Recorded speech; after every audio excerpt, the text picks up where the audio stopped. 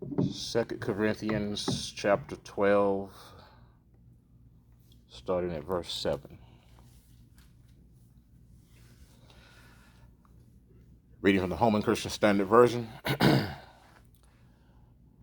Especially because of the extraordinary revelations.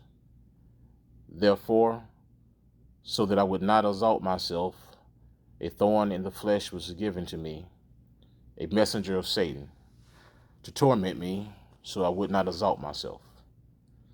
Concerning this, I pleaded with the Lord 3 times to take it away from me. But he said to me, my grace is sufficient for you, for power is perfected in weakness. Therefore, I will most gladly boast all the more about my weakness, so that Christ's power may reside in me.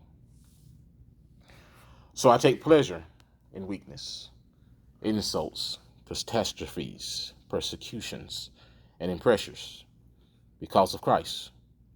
For when I am weak, then I am strong. This morning we're going to talk for a little while from the subject, when all else fails. In our scripture reading this morning, the Apostle Paul gives us some background into his own ministry. And much of this book was actually wrote in defense of his apostleship. Paul starts off this chapter by saying it is necessary to boast. It is not helpful, but I will move on to visions and revelations of the Lord. And he begins to talk somewhat coded when he speaks of knowing a man who was called up into the third heaven. At this point, he said 14 years ago, whether in the body or out of the body, he does not know, but God knows. He talks about this man, whether in the body or out of the body, called up into paradise, and he heard these inexpressible words which a man is not allowed to even speak. I will boast about this person, but not about myself.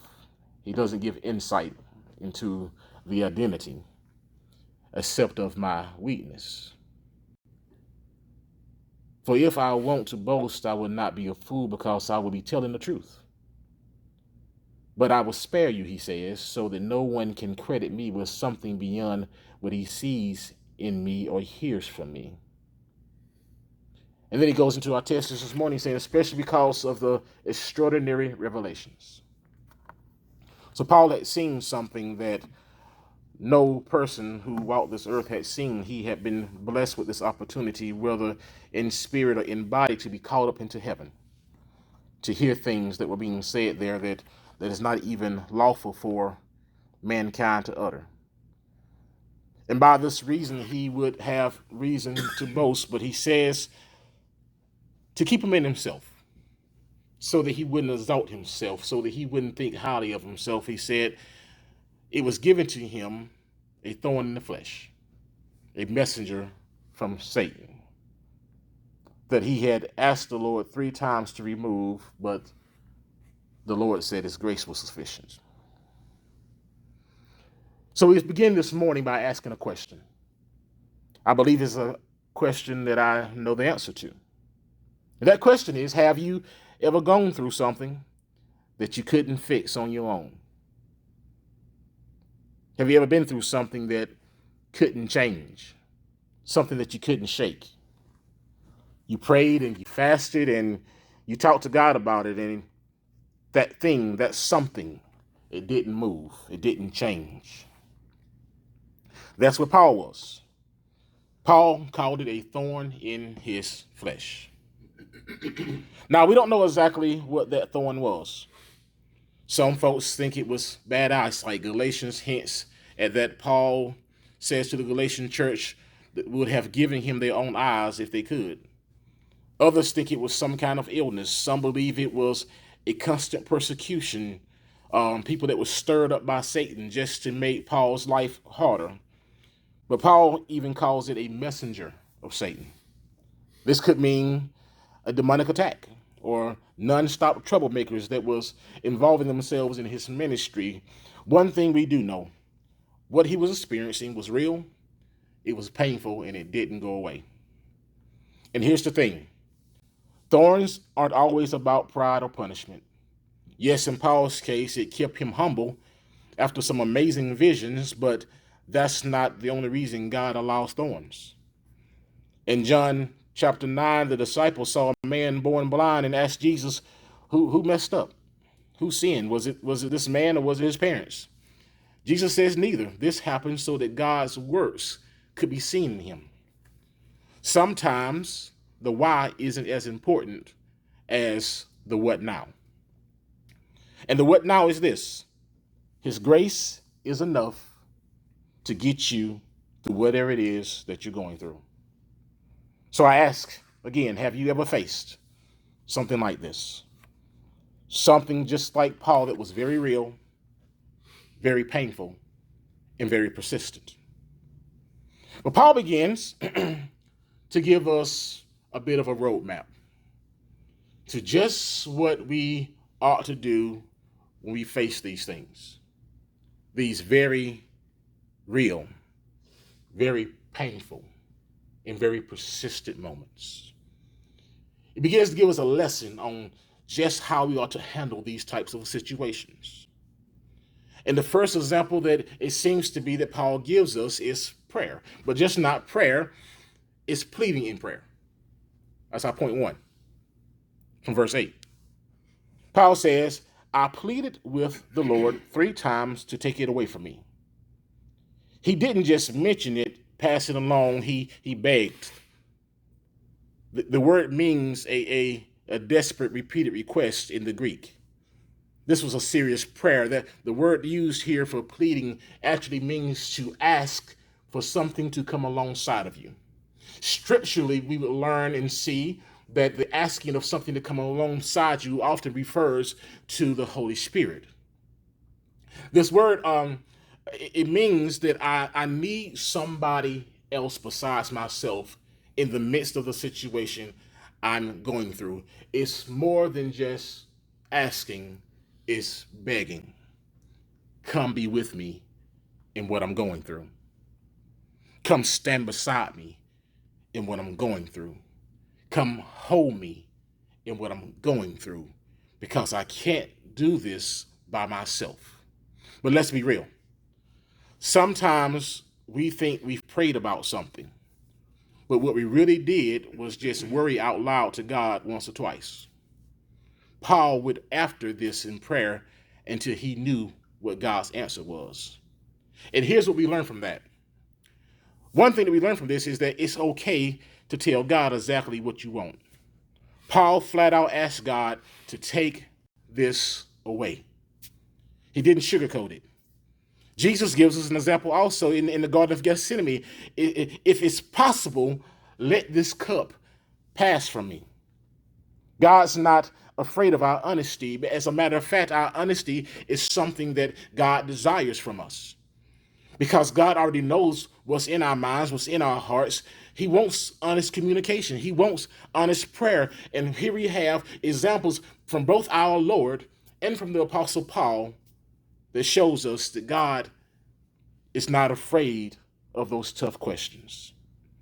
And that it's okay for us to go to God and say exactly what we're worried about, exactly what we're concerned about, exactly about what's keeping us up at night, exactly about what's ailing us. It's okay to go to God and tell him exactly what we need, exactly what we want. But we also learn that in the midst of this, to keep praying, but be ready to surrender. Let's keep that in mind. Keep praying for what it is that you need God to do, but be ready to surrender when you don't get the answer that you want. Paul prayed 3 times, just as Jesus did in the Garden of Gethsemane. But eventually, Paul realized God wasn't going to remove that thorn. He was going to give him grace to live with it. Maturity in prayer is when you can accept that answer. That's what maturity in prayer is when you can come to that place where you realize that what I'm asking God for, the answer may not be completely no. It could be not yet. But being able to accept what God is saying at that moment. That's the point that Paul reached in the midst of his prayer, was a maturity to be able to say, I now realize that God is not going to remove this. Third thing we learn here is that the thorn might not leave. But just as the thorn might not leave, the Lord won't leave us either. Paul didn't get a yes to the thorn removal, but he got a yes to God's strength showing up in him every single day. Sometimes what God gives you in the situation is better than what you would have gotten if he took it away. That doesn't even make sense. Sometimes what God gives you in the midst of your heartache, in the midst of your pain, is better than what you would have received if he had took the heartache and pain away. Because sometimes what God gives us in the midst of those situations is his presence. I'm not going to take it away, but I'm going to give you grace. And grace abounds. Grace stays. Grace abides. Grace camps out with us. So in the midst of what he was going through, Paul got a blessing that took him to a higher height, because even though he was dealing with a thorn in the flesh, that's not all Paul had to deal with.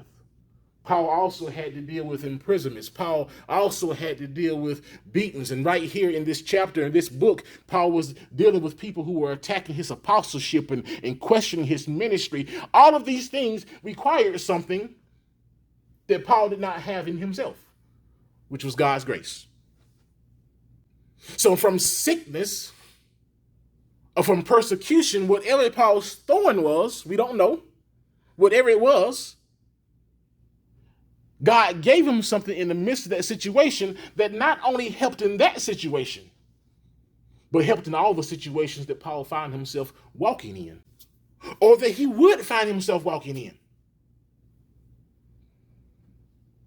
He says his grace will be sufficient. Point 2, grace and sufficiency.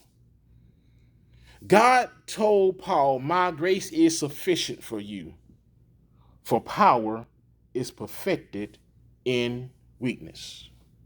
Now, we don't know if Paul heard an audible voice, if he felt this drop into his spirit while he was praying, or he just knew deep down that God had spoken. It doesn't matter. The message was the same. Grace is enough. But what you're going through, it's not going to change right now. But my grace will be enough. And grace isn't just some church word for unmerited favor. It's God doing for us what we can't do for ourselves. Grace saves us when we can't save ourselves. Grace holds us up when we feel like we're falling apart. Grace keeps us going when we're ready to quit. And that word sufficient, in the Greek, it means more than enough. Not barely making it enough. It's full tank, topped off, ready to roll, enough. Like a soldier fully supplied for the mission, like a bill that's completely paid, nothing left hanging. It's enough. God's telling Paul, you're not going to run out of the thing that you need. You will never be in lack of this thing that you need. You will have everything you need to make it through this. And notice, he doesn't wait until Paul's strong to give grace. He didn't wait till Paul's strength had returned to him. He met him right in his weakness. Grace isn't standing at the finish line waiting for you. Grace is running alongside you the whole race. So here Paul is in the midst of this situation, whatever it was serious for Paul. It was very real. It was very painful. It was very persistent. It was there all the time. When Paul woke up in the morning, it was there. In the noonday hour, it was there. When Paul went to bed at night, it was there. It was persistent. It was painful. It was real. So he's in the midst of this, and he's asking God, take this away. And God says, no, my grace is going to be sufficient. It's easy to envision hope when the answer is immediate yes. But what God gave Paul was something that was going to travel well with him. You're going to have to deal with this, but I'm going to be with you every step of the way. And here we are in our personal lives. Everyone in this room at this current moment. I don't even have to speak about your past. I don't even have to say that you used to have to deal with something. Everyone in this room right now is dealing with something. Different magnitudes, different levels, different pain levels, different things in your mind, different things in your spirit. We all are standing here or sitting here this morning and we're wrestling with something. When we get up in the morning, it's there.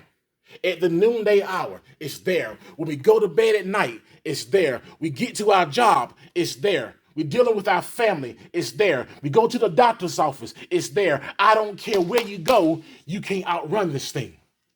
But here's what God says. You don't have to outrun it, but I'm going to run with you. As you walk through this valley, as you walk through this situation, as you endure this pain, Paul got a promise that God gives us also. My grace is going to be with you. You don't have to do this by yourself. Can I speak on that for a little bit? Because I find myself telling people this over and over again here recently, just in life in general. God did not intend for us to do life by ourselves. That's why so many people in this world. He never intended for us to solve our problems on our own. He never intended for us to bear these burdens on our own. No, God never intended this. And what he has done, what he has given us, first of all, he has given us Jesus. And what does Jesus says to us? He says, come unto me, all ye who labor and are heavy laden, and I'm going to give you rest. Take my yoke upon you, because my weight is light. He says, take it. I'm here for you. I'm going to help you bear your burdens. Whatever it is that you're going through. But that's not only the things that Jesus did. Here's what else he did. He said to his church, to his disciples, he says, I'm getting ready to leave you now. I'm getting ready to go back to my Father. And he says that it's good for you that I'm leaving, because when I leave, I'm going to send the Comforter. And the Comforter is going to remind you of everything that I ever spoke to you. So not only did he give us Jesus to bear the burden, but he sends the Holy Spirit to walk alongside us in our daily lives to remind us of everything that Jesus has said. And he loves us so much, he didn't even stop there. He gave us each other. He gave us each other to help bear burdens, to help pray, to help carry through. But oftentimes we want to internalize things. We want to push things down inside of us and try to carry that pain, try to carry that burden on our own. And I'm here this morning to tell you that it's nothing wrong with letting the right people know that you need something. There's nothing wrong with letting the right people know that you're hurting. There's nothing wrong with letting the right people know that you're stressing. There's nothing wrong with that. Now, I want you to notice that in every sentence that I just spoke, I said the right people. Because every person is not the right person. I don't know if you figured this out in your life yet or not, but everybody is not in your corner. Everybody is not your biggest fan. Everybody does not want you to win. That's why you have to surround yourself with people who have the same character of the one that we serve. You find people who are godly, who display godly character, and you surround yourselves with those people, because those are the people that you need in your corner. And let me tell you something about those people. Those people are going to be the type of people who will not only cheer you on, but will also challenge you. They won't only cheer you on, but they will challenge you to take your life to the next level. They won't only cheer you on, they will challenge you. And what they will do for you, they will do out of love. And what does the Bible tells us about love? What did Paul say about love? Is it 1 Corinthians 13, the love chapter? Love is patient, love is kind, love does not keep a record of wrongs. So there's instructions on how we love. Love doesn't harm, love doesn't hurt, love doesn't seek revenge. Love is demonstrated in what Christ has done for us, and then we take that and demonstrate it among the brethren and the sisters. But then Paul teaches us about this power of weakness. Something that when you're walking through something, it doesn't even make sense. Paul says, I take pleasure in weakness. What? Not on that, he says, I take pleasure in insults. When was the last time you took pleasure in being insulted? Paul says, I'm going to take pleasure in catastrophes. The fear of catastrophe keeps me up at night. He says, I'm going to take pleasure in persecutions and in pressure. Paul was special. Paul was special. Paul says, I'm not only going through something, he says, but as I'm going through this, you know what? I'm going to take pleasure in my weakness and in your insults and in the catastrophe and in the persecution and in the pressures. But then he says, because of Christ. For when I'm weak, then I'm strong. That sounds crazy until you understand what Paul is saying. Paul is not saying that he likes his pain. He is not saying that he likes his sickness. He's not saying that he likes despair. He's not saying that he likes being talked about. He's not saying that he likes being lied on. He's not saying he likes folks walking away from him. He's not saying he likes any of this. He's saying he's learned to see it differently because of Jesus. It's all about perception. Because of Jesus, he no longer looks at weakness the same way that he used to look at weakness. He no longer looks at insults the same way, or catastrophes the same way, or persecutions the same way, or the pressures of life the same way because of Jesus. So what we learn here is that one, weakness makes room for God's strength. You can't outrun God's strength. Weakness makes room for God to show up. When you can't do it, God can. And when he does, nobody's confused about who gets the credit.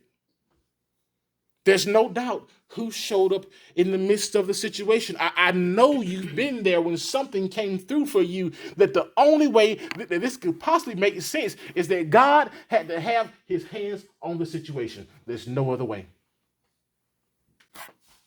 God's strength shows up when we're at our weakest. God's strength shows up when we're most confused. God's strength shows up. I'm not just saying it shows up and it's just hovering around you. God's strength shows up inside of you to the point that people are watching you walk through the hardest moments of your life and they're confused, wondering how in the world that you're surviving this. How haven't you lost your mind? How have you thrown in the towel? It's because when you can't even stand up, God stands up inside of you.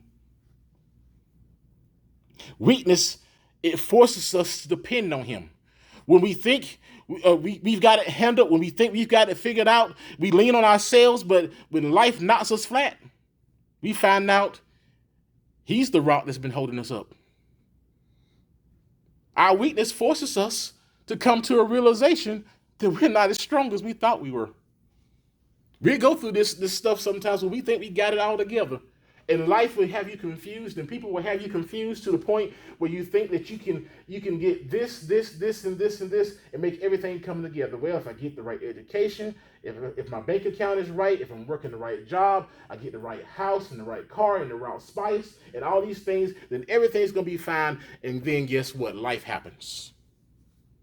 And in the midst of all those things I just named, something knocks you flat. You get a phone call that you weren't expecting to get. Something rises up in your life and it knocks you flat, and you find out that the whole time that I've been standing, I was standing because Jesus was holding me. And here's the thing again. We're going full circle. Weakness connects us to people. Folks can't relate to your perfection. They relate to your struggle. When they see God carrying you, they believe he can carry them too. Your life, your hard times, what you're going through is a testimony to others who are watching you. You might say, Pastor, I didn't ask to be a testimony. Well, you didn't ask to be born either. But here you are. You didn't ask for this day, but here you are. There's a lot of things that we don't ask for, but we get, and the question becomes, what are we going to do with them once we get them? This past week, maybe week before last, Deion Sanders came out and announced that he had been dealing with a battle that he wasn't even talking about. He had bladder cancer. And in this process, he had gone through, he had surgery and had his bladder removed, and all these rumors were circulating. Was he going to step down from his position as coach at Colorado, and how was he going to handle this? And people were lying on him and talked about him because people don't like his confidence and things like that. And so he was dealing with all this stuff, and he had an interview the other day. He said something in the interview that really shook me.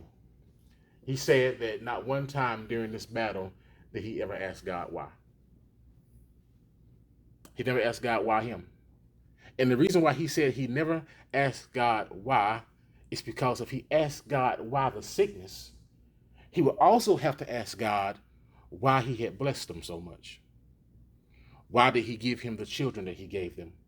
Why did he allow him to be a head football coach? Why did he allow him to be the coach at this prestigious university? Why did he allow him to accomplish so much? So he connected it to something that I never really thought about before. If you're going to question why you're walking through the bad, then you also got to question when you're walking through the good. If you're going to question why God has allowed something bad to come into your life, then you got to also question, why did God allow all these blessings to come into your life?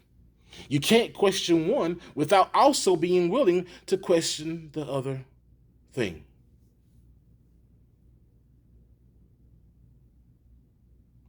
We got a testimony right here amongst us. Scoop told us back years ago when he was going through what he was going through. He was coming home from his chemo treatment, and he is coming down 176, and he was asking God why, and God spoke to him and said, "Why not you? Why not us?" Because when he decides he's going to bless us, we don't question that. When he decides we're going to walk through something that's difficult, just maybe we shouldn't question that either. Don't get me wrong. That takes a whole different kind of faith. It's not even the faith that I have arrived at yet, because me and God having why conversations daily. I am constantly asking God why. Sometimes before I even realize I'm asking him.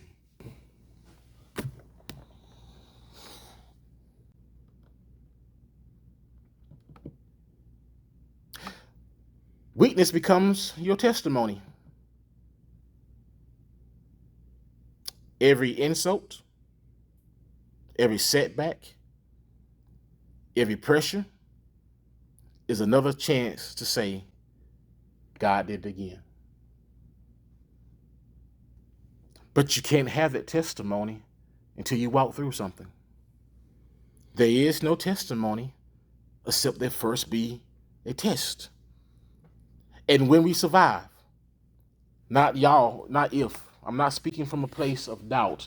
I'm saying when we survive, what was our weakness becomes our testimony. God did it again. You may not like being weak. I don't like being weak. But that might be the place where God does his best work in us. Right there when we want to give up. Right there when we're hurting the most. Right there when we're confused the most. When everything else we have tried has failed. You've tried to figure it out on your own, and it didn't work. You went to the lawyers and the doctors, and it didn't work. You sought out financial advisors, it didn't work. You tried to find it in relationships, and it didn't work. You even went to the church, and it still seems like it didn't work.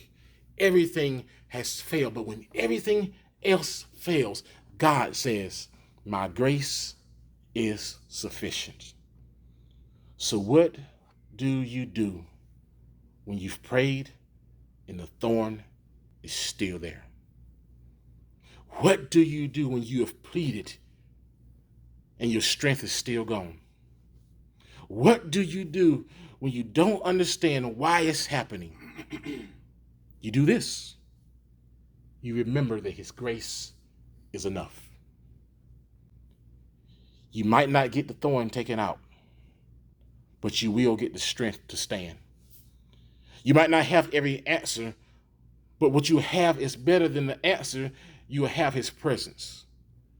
And when all else fails, his grace never will. Everything else will fail, but God's grace will always be good enough. Everything else might seem like it's crumbling. Everything else may seem like it has gone away, dissipated. People may have walked out of your life. You might be desperate to even have hope, but God's grace is still there. God's grace is God doing for us that which we did not deserve or earn. It's just because we belong to him and he belongs to us. He is part of us and we are part of him. We are walking with him and he is walking with us. We are in communication with him. He is in communication with us. He loves us and we love him. When all else fails, his grace never will. The doors of the church are open.